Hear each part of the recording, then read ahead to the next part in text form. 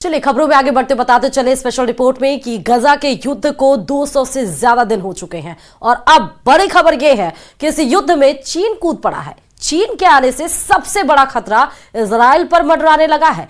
चीन ने फिलिस्तीनियों के दो गुटों हमास और फतह का आपस में समझौता करा दिया है। इस बड़ी डील के बाद अब गजा से लेकर तेल अवीव तक इजराइल को डबल अटैक की वार्निंग मिली है। देखिए रिपोर्ट।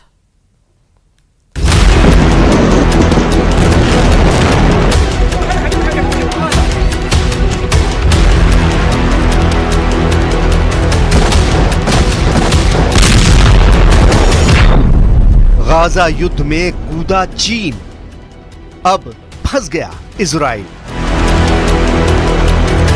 200 दिन की जंग के बाद इजराइल के लिए गाजा युद्ध एक बार फिर नासूर बनता जा रहा है। हालात ये हो गए हैं कि अभी तक गाजा पट्टी को पूरी तरह से कब्जे का प्लान पूरा भी नहीं हुआ है और इधर गाजा से सटे रफा में इजरायली सेना ने बहुत बड़ा ऑपरेशन शुरू कर दिया है। पिछले 15 दिनों के अंदर इजरायली सेना ने रफा में 2 जबरदस्त और बेहद खूनी हमले किए हैं, जिससे सबसे ज्यादा फिलिस्तीनी महिलाएं और बच्चे मारे गए हैं।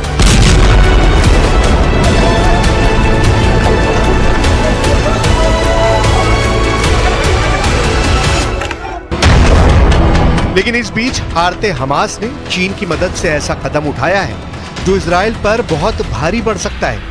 दावों के मुताबिक गाजा युद्ध में एक तरह से चीन कूद पड़ा है और चीन ने अब हमास के लड़ाकों और फिलिस्तीन में मौजूद फतह समर्थकों को एक साथ एकजुट कर रहा है ताकि गाजा युद्ध में हमास के लड़ाकों और फिलिस्तीनियों को बचाया जा सके। हम आपको बता दें कि इजराइल के 2 दुश्मनों की चीन ने दोस्ती करा दी है। हमास और फतह अब मिलकर इजराइल का मुकाबला करेंगे। हमास फतह एक साथ, रफा में डबल अटैक। 应中方邀请，巴勒斯坦民族解放运动和伊斯兰抵抗组织代表日前来京磋商，就推进巴内部和解、深入坦诚对话。 हम आपको बता दें कि फिलिस्तीन में 2 गुट हैं जो फिलिस्तीनियों के हक के लिए जंग कर रहे हैं। ये हैं फिलिस्तीनी समूह फतह और हमास।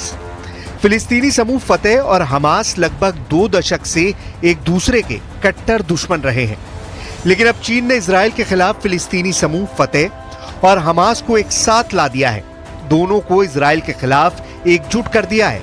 चीनी विदेश मंत्रालय के प्रवक्ता लिन जियान का दावा है कि फिलिस्तीनियों की खातिर फतह और हमास ने दुश्मनी भुलाकर एक दूसरे से हाथ मिला लिया है ताकि इजराइल के हमलों का मुकाबला गाजा और रफा में किया जा सके।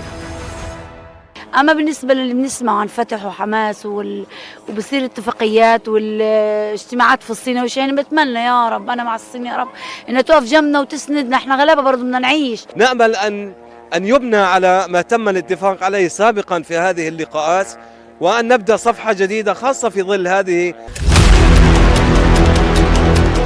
अब आप ये भी जान लीजिए कि हमास और फतह के समझौते से इजराइल को क्या नुकसान होगा।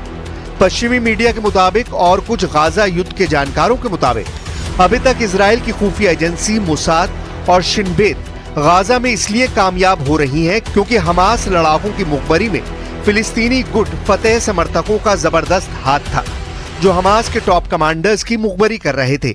लेकिन समझौता हो जाने के बाद अब हमास और फतह समर्थक मिलकर इजरायली सेना पर हमला करेंगे क्योंकि रफा में इजराइल ने हमले बहुत तेज कर दिए हैं। जरा इस एनिमेशन से समझिए क्यों रफा में इजरायली ऑपरेशन को खूनी युद्ध कहा जा रहा है। गाजा पट्टी के दक्षिणी शहर रफा में इजराइल बड़ा ऑपरेशन करने जा रहा है जिसकी वजह से 23 लाख की आबादी वाले इस इलाके में भयानक खून खराबा होगा। यहाँ हमास के लड़ाकों से ज्यादा आम इंसान मारे जाएंगे। 15 दिन के अंदर इजराइल की आईडीएफ ने रफा में भीषण हमले किए हैं जिसमें लगभग 50 के करीब फिलिस्तीनी मारे गए हैं। अब रफा में दुनिया वो खूनी मंजर देखने जा रही है जिसकी कल्पना करना भी मुश्किल है। चीन बेशक हमास और फतह के बीच समझौता करा चुका हो, लेकिन जमीन पर चल रही जंग में इजराइल को हराना जरा भी आसान नहीं है। गाजा पट्टी में 35,000 से ज्यादा फिलिस्तीनी मारे जा चुके हैं। हमास के लड़ाके अभी भी इजरायली सेना पर गाजा पट्टी और रफा इलाके से हमले करने में जुटे हैं। सुरंगों का नेटवर्क अभी भी मौजूद है जहां से हमास के लड़ाके हमले कर रहे हैं। अब सवाल उठता है कि 200 दिन की जंग के बाद भी हमास अभी तक इजराइल के सामने घुटने क्यों नहीं टेक रहा है। इसके पीछे है हमास के वो नेता जो आखिरी सांस तक इजराइल से जंग करने पर आमादा हैं। हमास फतेह एक साथ, रफा में डबल अटैक। हमास के जिंदा 4 टॉप कमांडरों की वजह से गाजा युद्ध लगातार 200 दिन से चल रहा है। हमास का शीर्ष नेता इस्माइल हानिया है जो अभी तक जिंदा है। दूसरे नंबर पर याहिया सिनवार है जिसे खान यूनुस का कसाई कहा जाता है, जो सुरंग युद्ध में बेहद माहिर है, वो भी अभी तक जिंदा है। तीसरे नंबर पर मोहम्मद दईफ है जो हमास आंदोलन की सैन्य शाखा इस अल दीन अल कासम ब्रिगेड का चीफ है और अभी तक जिंदा है। और चौथा है हमास का नेता खालिद मिशाल जो हमास की विदेश में राजनीतिक ब्यूरो का प्रमुख है, जो जिंदा है। अब देखना होगा रफा पर इजराइल के बड़े हमले से पहले हमास और फतेह गुट के लड़ाके इजरायली कोहराम को रोक पाते हैं या नहीं।